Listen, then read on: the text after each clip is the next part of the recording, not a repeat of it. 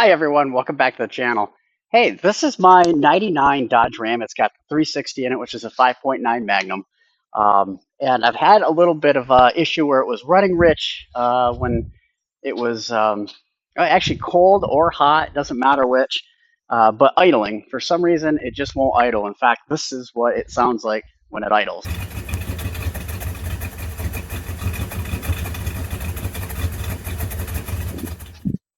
Now, I'm not an expert.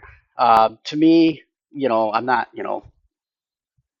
I'm more of a shade tree mechanic than I am a full-time mechanic, obviously. But uh, I've heard O2 sensors or the idle air control valve can cause that. This has brand new catalytic converters with a brand new O2 sensor, so I'm kind of ruling that out.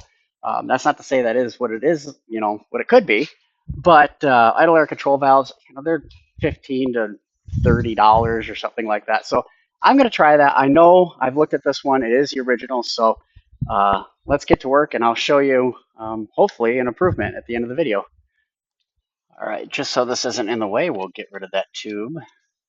We'll come back here and grab this worm drive clamp. And these are really easy to take off, but for some reason I can never get these things to go back on right. So it always wants to misalign itself or something, I don't know. All right, there. For context, this is what I bought. This is from CarQuest, and that is the part number right there for the control valve. When you open it, this is what it looks like. So you'll see on the back side of that throttle body, you're going to have two bolts, or two little screws. There's one right there, and then one right there on that eye. So if you look at it from back here, I'll just go ahead and drop that. You're going to have one right here, and one right here, right on the bottom. So hopefully you guys can see that. But there's going to be one there, and it's going to be a Torx drive. Now with that off, we have full access to the sensor, which is right back here. So we just pull this off right here, easy as pie, and then we get a screw, and we'll get this thing taken care of. This is the bit I used to get that off. It is a I think it's a T20, if I remember right. Not T25, I'm sorry. It is a T25 to get that those two screws out. All right, we're going to start with a more difficult one, which is going to be on this back passenger side. It's a little bit lower. And I've got a ratcheting screwdriver, so hopefully that'll help it. But it's just enough room to get in here and get the screws out. And here's another top tip. Make sure and run it as hard as you can so this is hot, because this makes it way more fun. I'm glad I'm doing this now after I just got home from work. And this engine is, yeah. So that is, ouch. Let's make sure it hit my head. But somewhere in here, here we go. That's the little screw that comes out. So try not to lose these, because if it goes into the back of the engine, yeah, you'll be digging on that for about 32 years to try and get it back out. Now we'll get this easy one, which is on the top here.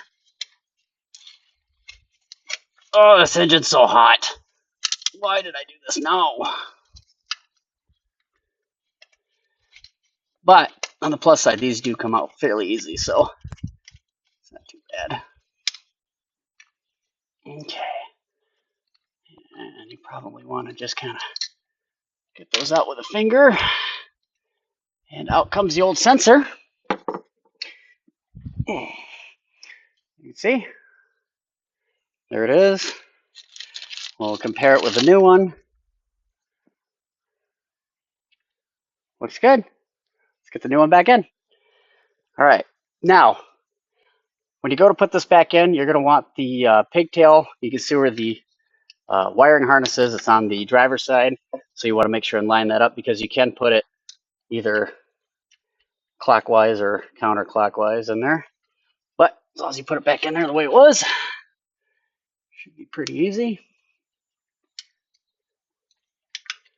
All right, we got this one started. And we'll get this one started. I'll get this thing back in here and we'll give it a shot, see if it works. once you get that back together, simply click that back in, make sure that doesn't move. And here's another little top tip.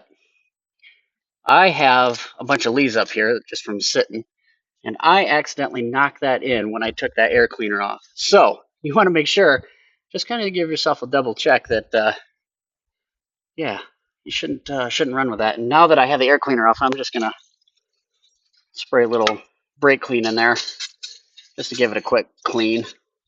Now don't go hog wild with it, but just just enough to kind of give it a little shine to it. Right. Now that we got that set, let's start it. See if it runs any better.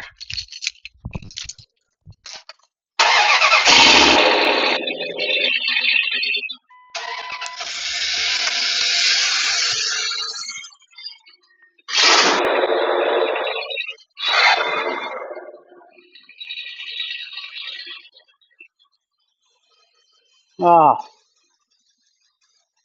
that's already way better.